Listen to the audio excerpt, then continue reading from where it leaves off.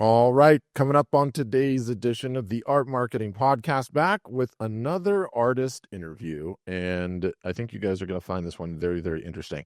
I've got artist Matt Kress. What would I say? Artist, muralist, painter of airplanes. This is going to be a super interesting story as we get into it and peel this onion back.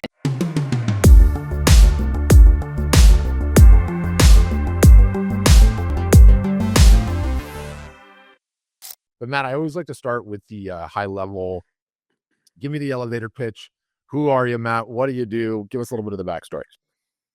Yeah, my name's Matt Kress. I studied art at Kent State University in Ohio.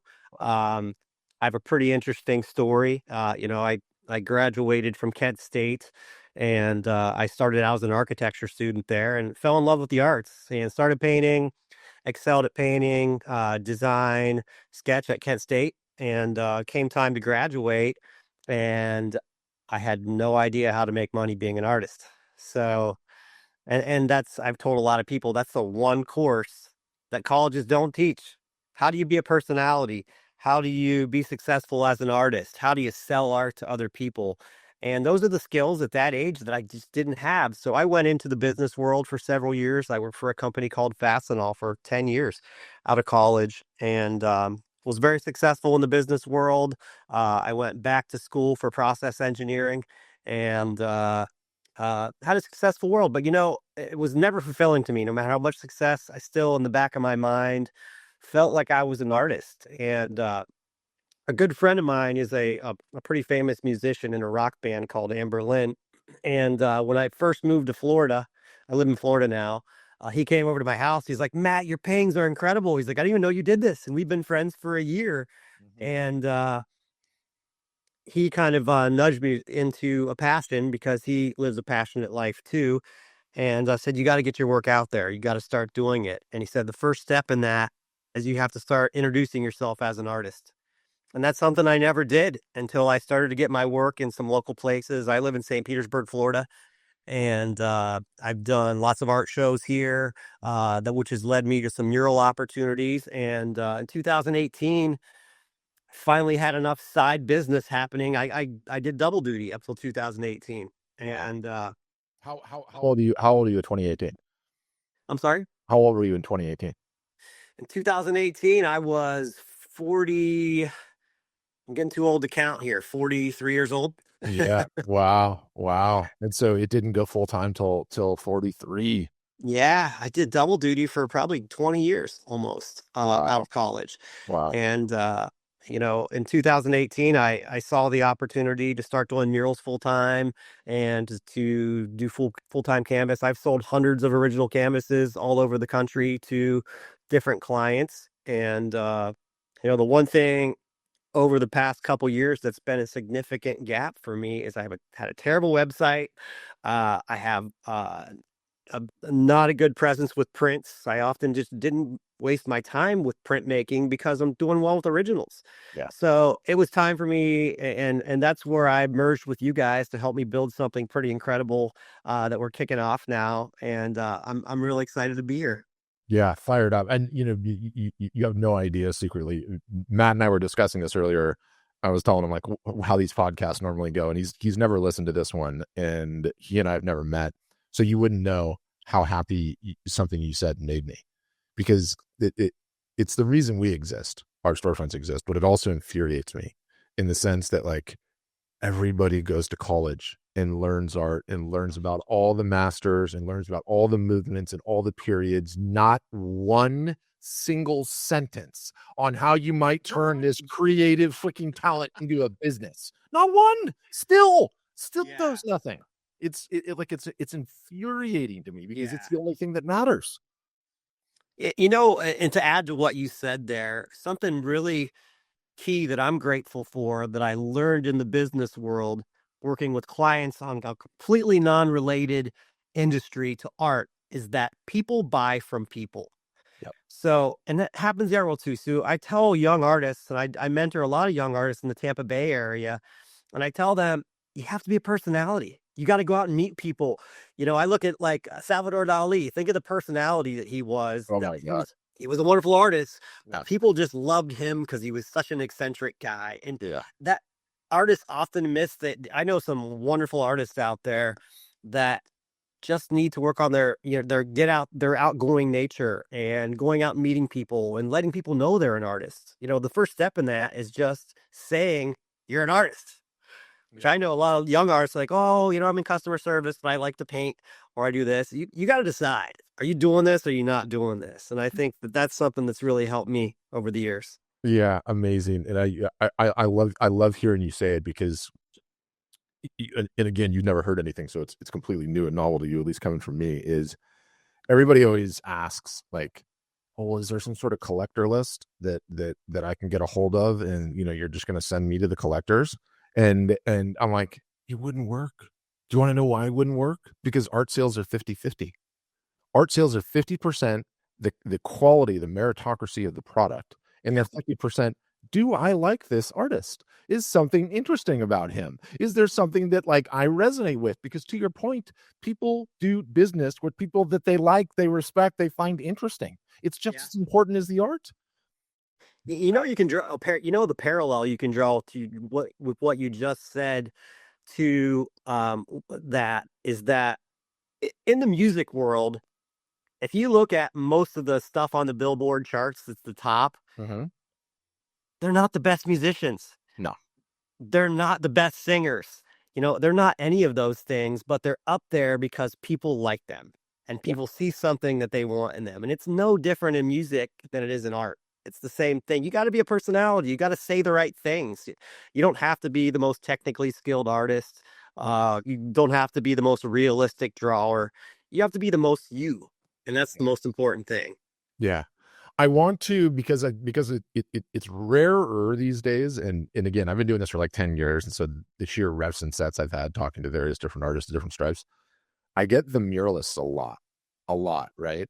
And they're out there doing that, whether they're doing it with cans or whether they're actually painting or what. And everyone knows Weiland, right? And everything that Weiland's done in his career. But you started and then got into it, which is sort of wild.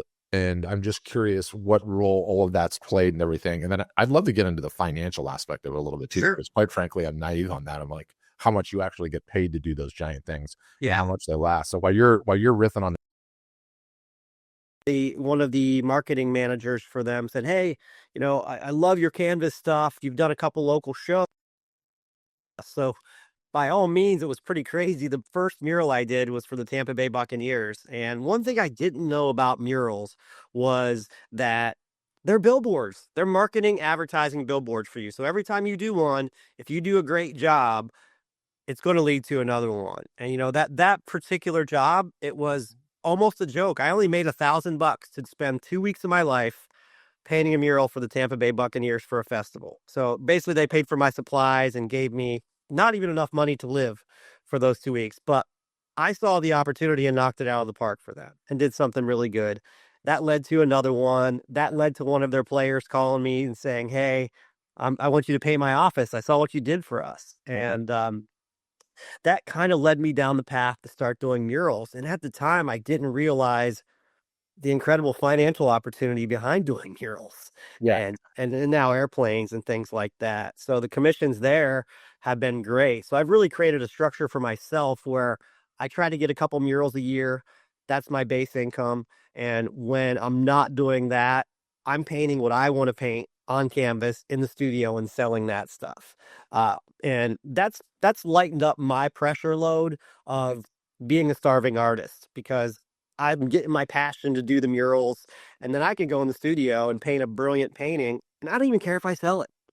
And in return, it's created a snowball effect where I can't keep my original paintings in stock either because I don't even care if I sell them.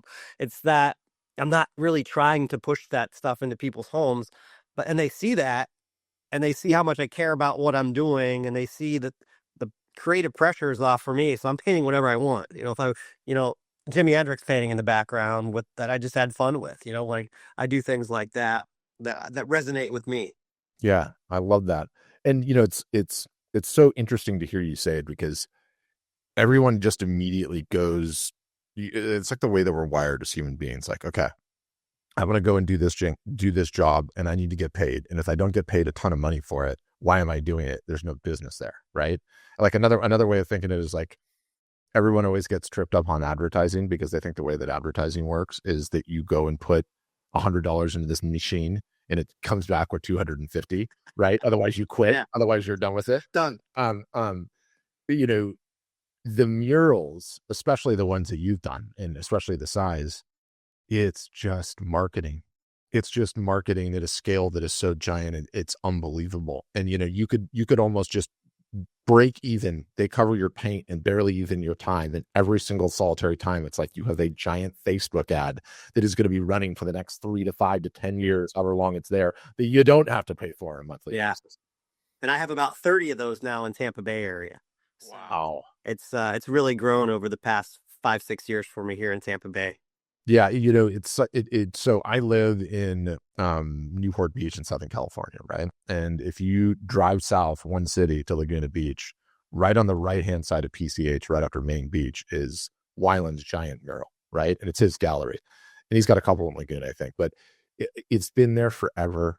It's iconic. Everyone sees it. Everyone talks about it all the time. And it's like the sheer ROI of doing that one artwork, the sheer number of eyeballs that are exposed to that.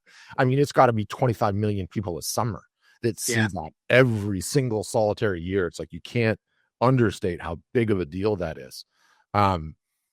Staggering. So, you're such the atypical case too, right? Because you did not have your house in order in terms of your prices, in terms of probably your email marketing, probably your Instagram marketing, and you got there through sheer will and execution. Yeah. Wow. And, I'd be curious to understand before Art Storefronts, and you're still needing to fill in some of the holes in the gap so we can talk about those if we want to, and all the reasons why. But sort of what was the revenue makeup of your business over the last couple of years? Was the primary revenue driver the originals, and then some of these bigger commission type of pieces, or what did that makeup look like? I'm curious. For me, it's probably 75% murals, 25% originals, or say 23% originals, 2% prints and merch. So, and I obviously see the opportunity for that, the print making and the merchandise and things like that, is I got to get that stuff filled in. And I'm also stepping up my game on the originals to try to get more. I've never had in 6 years more than 2 or 3 paintings that are even available for sale, because they sell almost as fast as I do them. So I've got more discipline, I'd say, in the past 2 years of every time I'm not doing a mural, even if nothing's sold, I'm in there trying to get a couple really nice pieces together to try to get a collection of 10 or so paintings out there. So you could do like a show or something. Of my top originals, you can see most of them are sold there, and even the top left one that I just did, I just added it, but it's already sold. Just did that one. But I like to do a lot of color and have a lot of fun, and just do my thing. Big, bold pieces. I'm losing you. Can you hear me again? Yes. Yeah, my damn streaming software, like, just, anyway, side tangent. So what I was asking is just where you're at pricing wise in terms of range on originals currently. Between 5 and 20,000, depending on size. Yeah. Wow. It helps when you have demand. So you literally cannot create enough of those right now. I mean, you're completely sold out in your shop. Yeah. Wow. So I've got one Einstein for sale right now, which is on my website. I recently added it, but it's the only painting I've got right now that's really available. Amazing. So the real question is how the hell are we going to get you more time so you can actually make more of these guys? Yeah, and my mural prices have gone up. So for recently, for a while there, I wasn't losing any bid, and I realized that what I'm doing now is, now that I'm getting a little more experience and better at murals, is my prices go up, which is going to enable me to have some free time to do that. And that was kind of the plan from the beginning. Is that I want to be a Shepard Farley or a Weiland, or these guys are getting $250,000 a mural in some cases. And what happened to Shepard Farley? Has he always just been the mural guy ever since? He's got his brand is with Obey is so big now that, he's not even really painting murals anymore. He's got a team that just like prints it and puts it up like wallpaper Yeah. in a lot of cases. I think he's Yeah. printing, he's definitely painting some stuff, but he's a genius. He's what he's done with his brand is great. And I'd love to talk to him sometime, but I'm curious how he's built that brand and built some free time for himself too. Yeah, So it's sort of I mean, you just kind of like threw me in the time machine because I feel like, we were coming up when that Obey stuff started becoming yeah, everywhere. And it was like even those like the nature of how those stickers looked, yeah, like right when it started, like they were brand they were it was like old school technology brought back, where like the way that they were mocked on everything. That guy was everywhere. That yeah. anyway, that was a blast from the past. Talk to me too, because I'm curious, like how many in-person shows and fairs have you done over the years? Have you use that as a driver? Or? Yeah, I've done Art Basel Miami 2 years in a row. I had some mural conflicts Mhm. last year with Art Basel, so I made a decision. The same sanctioning body that puts on Red Dot Miami for Art Basel, they also do Art Santa Fe. So last summer I went out to Santa Fe, New Mexico. Uh, Wow.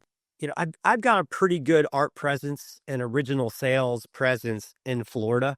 Mhm. So I'm actually trying to do shows in other states and other cities now because I'm selling. If I look at my makeup of the originals that I've sold, 75% of them are to clients in Florida. Yeah. So Yeah. I did Art Santa Fe last year. I met some great people out there.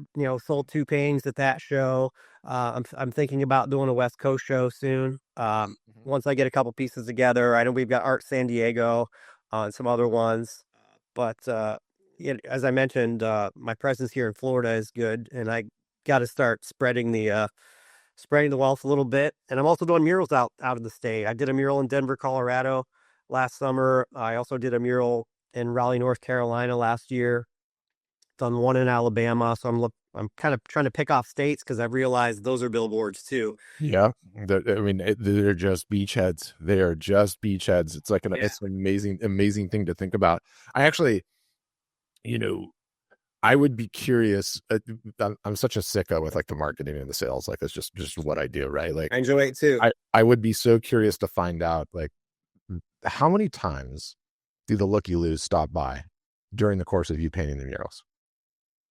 It's amazing. I mean, it's a constant stream. I mean, I have people pull over and ask me questions. It's Mhm. almost becomes like I've actually become grown to enjoy that. When I start putting this monster spectacle up, because I've done some big ones, 70, 80 feet tall. Yeah. I did a sea turtle downtown Tampa. It's right by the hockey arena for the Tampa Bay Lightning. It's 73 feet tall, 50 feet wide. Whoa. Um, People just get off the highway and come and just want to ask me questions. And when I first started doing it was a little bit frustrating because I'm such a artist that just wants to put my head down and work. Yeah. But then I realized I'm growing an incredible fan base by doing this. So Yes. I had the music going now. I've got a cooler with water out there. And it's a tent. It's a party for me now when the people come out because I want to meet them because Yes. I know they're out there supporting me too. 100%. Like, when is the next one that you have scheduled? I'm getting ready to do a coffee shop downtown St. Pete. It's called Southern Grounds. Uh-huh. It's a brand new construction, Central Avenue, right in the heart of the city. I'm doing two murals in there, and they're making it my gallery, and it's Inside or outside? Inside. the inside. So Uh, it's an interior mural. okay. Um, and We could do a practice run on that one. But Okay, I want I need to know. I need to be in the know when okay, the next big outdoor one is scheduled. okay, This part of that, I think that is such a tremendous opportunity, especially given how many days it is. I mean, yeah, I want to see. This is where I'm going with this. First of all, the boom crane, and in our storefronts will pay for this. Okay, we're okay. gonna get like a 3 foot by 3 foot QR code banner drop from the bucket itself. Let's Okay, do it. we'll have two cameras streaming the entire thing. Okay, Okay, live stream 24 hours a day. Down below, we'll get the booth, an assistant, have all of the prints in there, have all of the merch in there, have the email list, do a giveaway. It's like okay. there is so much milky. I am willing to bet with like a little bit of forethought, you could turn those murals into just pay to play opportunities. I mean, Okay. hundreds of email addresses minimum, Okay. right? Hundreds, probably even thousands, depending Yeah. on the street. Probably up to $1,000 a day in booth sales. You're gonna have to get an assistant to be down there and man it. Yeah. And then just the pure media spectacle of scan a QR code and get directly into the live stream. Yeah. I mean, we would need a serious battery pack with you up there. I'm making you nervous already, but I'm telling you, Wow. it's too good. It's too good of an opportunity. It's too So good. You got my wheels turning. Maybe I can send you some pictures, but this coffee shop is a new construction on Central Avenue with a garage door on the front. So you can So literally, it's like an alley, but I would say I have a 500 garage door in the front, like completely open air. Only, open air. only And in I will Florida. say Only in it's Florida. 500 people an hour walk by this coffee shop location. Like it's in the middle of bustling downtown St. Pete. So that might be the That right could be, spot yeah, too. it could be a good one to start for sure. Because Yeah. this is exactly like the type of fundamentals where, again, I will teach this class in freshman art school.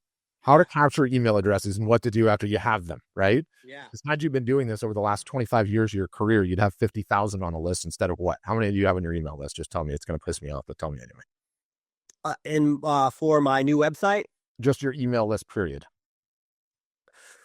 it's only like 100 right I now. know it was a rhetorical question. I know it's tiny. So this is Yeah. exactly what we need to fix and we need to shore up, right? Yeah.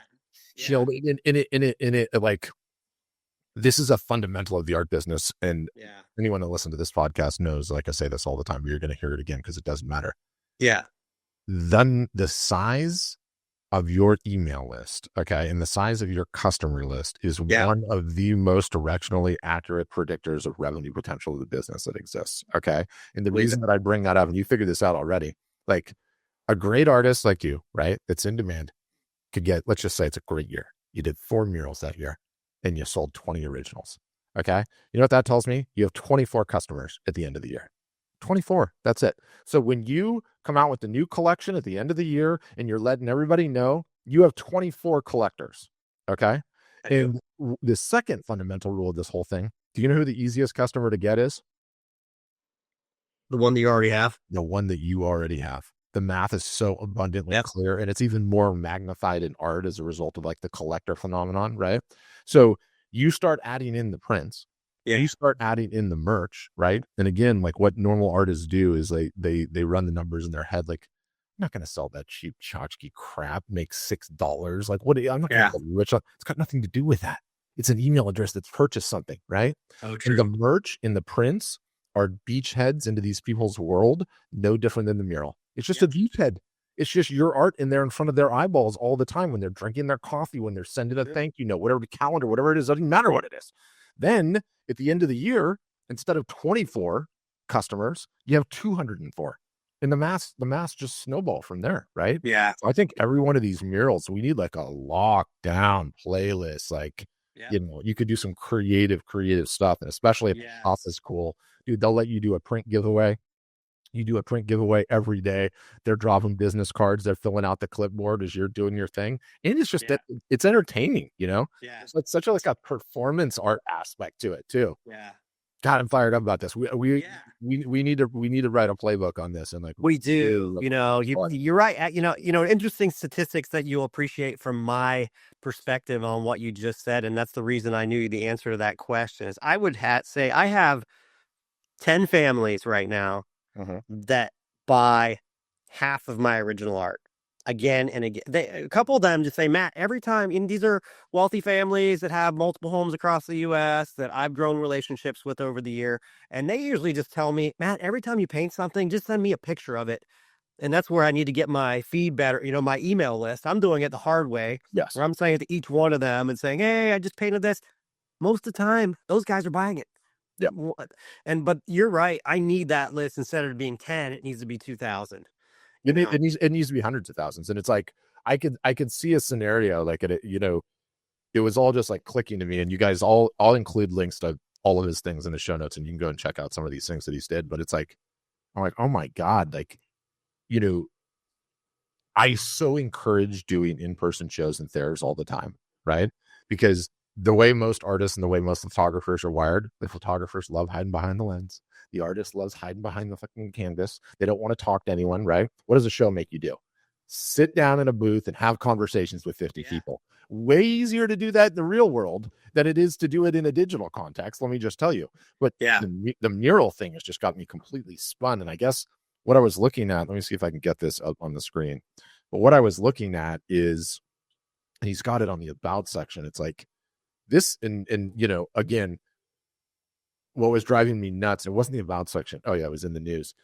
You need to treat Okay, we might as well just go into the teaching moment here. You need to Yeah. treat your website and Instagram in very, very similar fashion. You've got one set of story highlights here, and then Yeah. you're completely missing on the street credit, which is in the news, right? Yeah. Read here, Tampa magazines. Read here, Art Business News. Read here, AOPA. We haven't even talked about the plane yet. Read here, the repository. And this was this the video? Oh, here's the video. St. Petersburg creating 70-foot mural, right? And I'll play this. Oh, I'm going to mute what is it it? Yeah. while they do the commercials. But where I was going in my head with this, it's like, my God, this is a spectacle. And this obviously took you like a tremendous amount of time to get this thing. Let me see if I can make it full screen. Is it showing full screen on your end? Yes. Okay, good. Hopefully it'll do on the podcast too. But like this alone, like it's so performative. Look at how high this thing is. And you're on this massive crane, you're doing your thing. You're definitely gonna have to get your boy, your PR agent, your gal, whoever you got to like man the ground for Yeah. man the hand-to-hand combat. And like literally you do one print giveaway on one of these places that has like this high foot traffic, dude. Yeah. My goodness, you're gonna be dropping hundreds if not thousands to the bottom line every single solitary time. And Yeah. that's the whole premise of doing the in-person theater show, right? Yep. Like you're gonna get 75 email addresses, and you're gonna sell 2 or 3 pieces, and then you're gonna be able to offer a discount to everyone that didn't get to purchase the stuff. So Yeah. we got a playbook on this. I will help you cook this thing up. Awesome. I got a huge passion for it. Yeah. I want to pivot to the plane. Okay. When the plane's so insanely fascinating, let me pull it up and show it. How did this whole thing come about? And let me see, let me find it. How did the whole thing come about? When did you do it, and what's happened as a result of it? Uh, well, it's been out there for about 2 years now, Mm-hmm. and a local, and it came through my murals. I got pretty well known here in St. Pete as a mural artist, Mm-hmm. and a very forward-thinking friend of mine said, "Hey, what do you think about painting my airplane?" He's like, "I'm getting ready to do it." He's like, "I'm thinking about it. That's the new plane that I'm getting ready to paint, which is a much larger plane. Yeah, that's Painting great. that, yeah, it's a big plane." And he's the owner of that plane has given me full creative freedom on it, Mm-hmm. and I'm even picking the leather interior that we make on that plane. So it's going to be a flying piece of art on the new one. Wow. Yeah, the plane is just wild. And Matt and I were talking beforehand about, like, because I was so curious, because and this brings up another question. So you're equally talented with the spray cans as with the brush. Your paintings you're doing with the brush mostly. Is that correct? Yes. And then, Yeah. and then the spray cans just is by virtue of the fact that you're great at this to begin with. Yeah, I've studied art over the years. I want to be a multidisciplinary art. I use airbrushes, I use spray paint, I use oil, acrylic, paint guns, and they're all just different tools that you need to learn how to use. And through the murals, I've gotten much better at using spray paint. And I think that's a tool that all artists really need to pick up and use. Yeah, I And I mean, tell, a great thing, when we're talking about this, I tell a lot of young artists that are painting stuff on canvas, go do a mural for free. Show some business, hey, here's my canvas stuff. Could I do an accent wall? I don't even want to charge you for this mural. I just want people to see it. And you have to do that. You have to do one like that. And I've told a lot of young artists, and seriously, like, that it's a billboard. yeah, They go in there and do a nice job. That's their QR code right there. yeah, Boom, to get the hits. Everybody's walking by that all day. So that's such a critical part. But like I said, I tell a lot of young artists, just do it free. yeah. Do- Especially in the beginning, like, don't get like, artists are their own worst enemies. And in so many ways, it's like, do I need to get a contract together for this one? And what should I charge? And what should be the terms that they agree to before they do it? And it's like, the business owner's like, terms, like, dude, go and get some paint and freaking make it look cool. Leave me alone, right? Like, just get a foot in the door. Yeah, On a side tangent, are you a Banksy fan too? I am. I Yeah, like what he's done. I like the statements he makes, and that type of art to me that makes a statement. He's really hitting on that category. Is it? And that's testament to art. You don't have to you don't have to be the best painter. He has the most genius ideas on what to say sometimes, which is an inspiration to me. I'm not a fan of the physical art that he's yeah, making, but the mind it takes to create that idea is its own avenue. That's where I'm at. I mean, I appreciate the art. It's not like I'm so blown away, but I love the creativity on some of the murals, like the It's way they genius. incorporate. Yeah, it's just so good. You know, he just did one recently on like, you know, somewhere in middle England, and you know, it was like a 4-story apartment block where he like totally used the bushes that were in the foreground. Anyway, I think he's really creative that way. Yeah. Um, where else? I had other things. I had other things that I wanted to go on. Yeah, so we need to tune up the social media profile, get a little Okay. bit more of that street credit on there. You Okay. need to get the lineup cemented. Like the whole deal with the lineup, by the way, is you have never heard me say this. Non-wall art is a part of it. Don't care what that is. Pick whatever merch you want. Doesn't matter. Stuff that we provide, stuff you do on your own, doesn't matter. Non-wall art is a part of the lineup. Not Yeah. everyone is ready to buy wall art at all times. Yeah. You need prices in the 0 to 100 range. You need prices 100 to 1,000. Top end of the range you already have covered. The Yeah. whole point of that, acquire as many customers as possible. Yeah. Don't let somebody that's not in the right socioeconomic frame of mind leave your damn operation without something in hand and without you having a record. That's it. Okay. You do that. You do that over the course of the long term. It's how you win on every single solitary thing. I think. Okay. I think you had big gains on Instagram to make, without question. Okay. There's a couple of things. You know what we might do is I'm hungry for podcast content. Had this podcast forever and over 600,000 downloads actually. To my head on that. I just was looking at the stats earlier. Anyway, I do these interviews, artist interviews. I do Yeah. these like deep diving tacticals. Last week, I started for the first time what I'm calling working sessions. It's Yeah. where I just grab an artist and we started on the list, and it's like sign up for this. This is the service. This is what we're gonna do. Tactical Yeah. stuff A, tactical stuff B. So maybe we'll do one of those because there's a ton of stuff that we need you doing right Okay. away. Okay.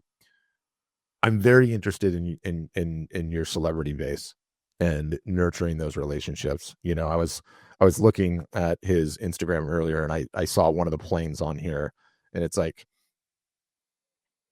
okay, PVD, right? DVD. Some of you Yeah. guys know who this guy is, Patrick Bet-David. We're Swiss neutral on this show in terms of politics. We will get Yeah. charged up. I am the marketing guy. Okay. Yeah. I know how hard PVD works. I know the size of his audience. I look at this and I'm like, okay, Matt, do you have his cell phone number? I also know that like one of the primary things that this guy gifts, and Patrick Bet-David is this guy that just loves giving gifts. He is Yeah. constantly giving away art. Constantly. I mean, Yeah. did you see that thing he gave to Tom Brady? No. Oh my God, dude. Patrick Bet-David commissioned this thing, which is this painting for Tom Brady, which I swear to God, only Tom Brady could own it, because you either have to have a 50,000 square foot house or a warehouse to even hang. Yeah.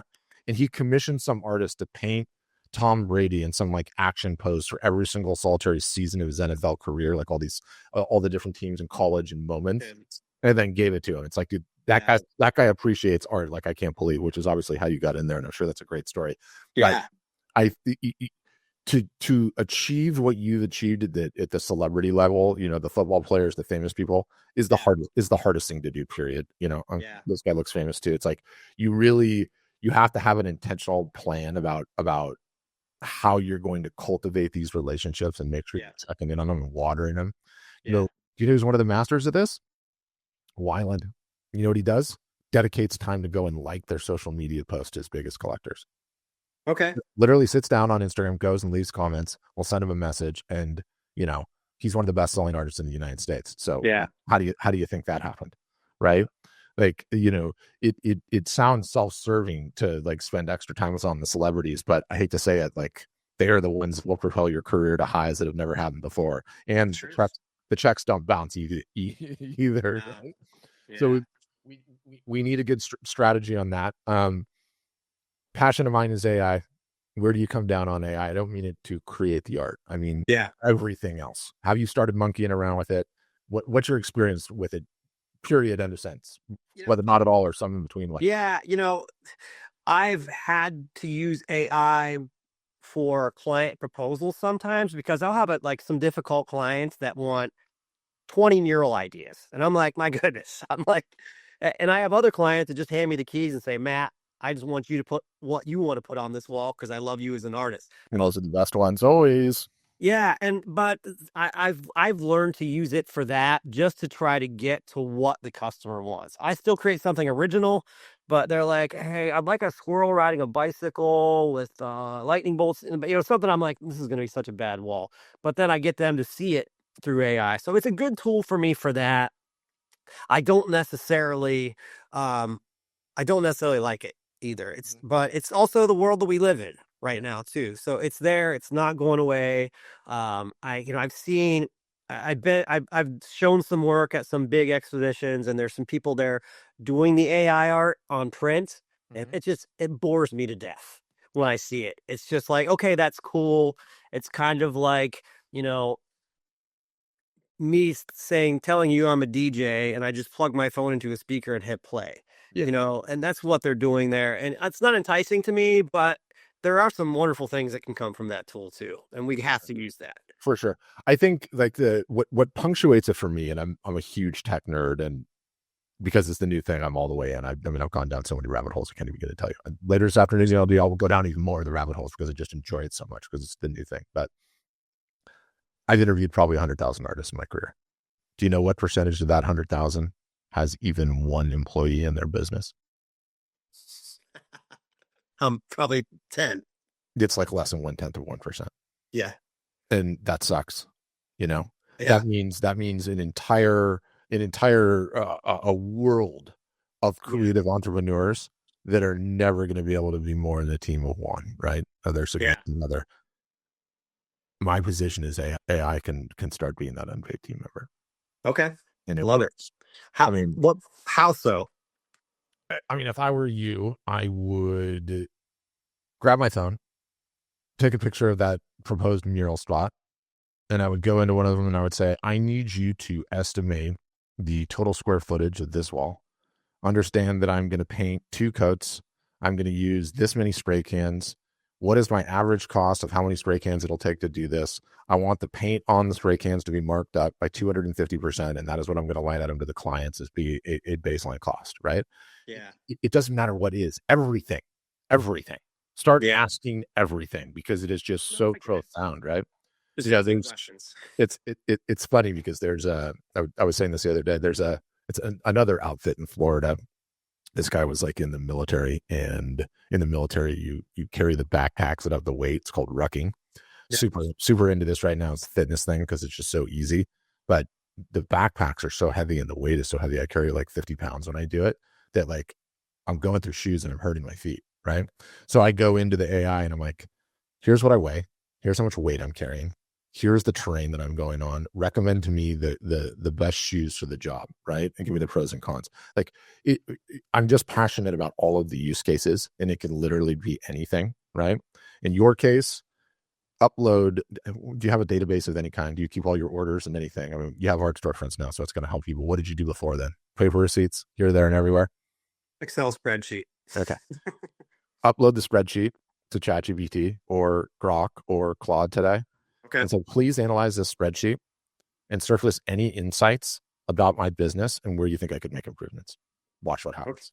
Okay. Absolute freaking magic. It'll go, your average order value is this. Here's what your business has trended between the years. Here are some gaps that we see here. Here are some price points that you're missing. And here's some things that we think you should double down on. Oh, by the way, these are your best customers, right? It will spit all of that out in 30 seconds. And that's just it.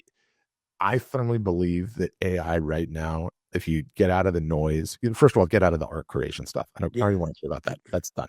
But the it's going to take our jobs. The robots are coming to kill us. Get that noise out of the way, and then realize all the things that you should be doing and never got done. AI can start getting done, and Okay. that's what I'm finding in my personal practice, and it's being so fast. Appreciate it. I'm gonna ask you some hard questions, and I think you're right. That it does have good output. Absolutely. How do I say it does? It's like having a PhD level or smarter person that you can just have a conversation with and ask whatever nonsense question comes into your head. And it's like amazing to think about that. You would never, given social cues, you would never do even if you had that real person there, right? Yeah. Um, but artists need employees, man. It's a big deal. You've been extremely generous with your time. I'm definitely going to have you back on the working session. Okay. One of the things two things that I love asking. One, how the heck did you find Art Storefronts from a marketer? If I didn't ask that, I wouldn't be worth my salt. How'd you find us? Your Instagram marketing is tremendous. I mean, you personally probably hit my feed 300 times in the past 2 years, and I was always intrigued because it was a need that I had. And I finally just said, "Hey, let's give these guys a shot." I had the money in the budget to get this started. You were running a promotion at the time, and I just said, "Let's go. It's time for me to get the website going." I had a great conversation with one of your sales people for the questions that I wanted to get answered, on what I wanted you to handle and what I didn't. In the beginning, I I built a social media presence, an okay one. I'll say it's okay. It's not Yeah. as good as near anything it needs to be. And so I didn't want to just hand you the keys to my social media. And I said, here's the gaps that I have. And you're able to fill that. You've created a wonderful model. It doesn't have to be everything. It can be everything. And I think that those are some great things that appealed to me about you guys. And here I am 6 months later, and I'm so excited about my website. Every time I do a public thing, I've got a QR code there to sign up. Here's some of the things you're telling me. And my goal 5 years from now is for you and I to be having a conversation of, Matt, how did you become one of our top artists? Yeah. That was my goal. Yeah, I love that, and I love the ambition. We didn't even get into the. I do want to plant the seed, and we'll talk about it more later. But and it's a pain in the ass. But the artist owning the whole thing from soup to nuts, Yeah. the brick and mortar location, right? And you already have such a base in Florida. Like Weiland was so ahead of his time.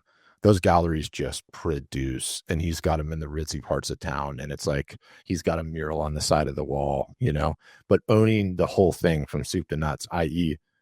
you're creating the art, all the products, you're manufacturing all the products, and then you're getting the entire markup to retail all in one spot.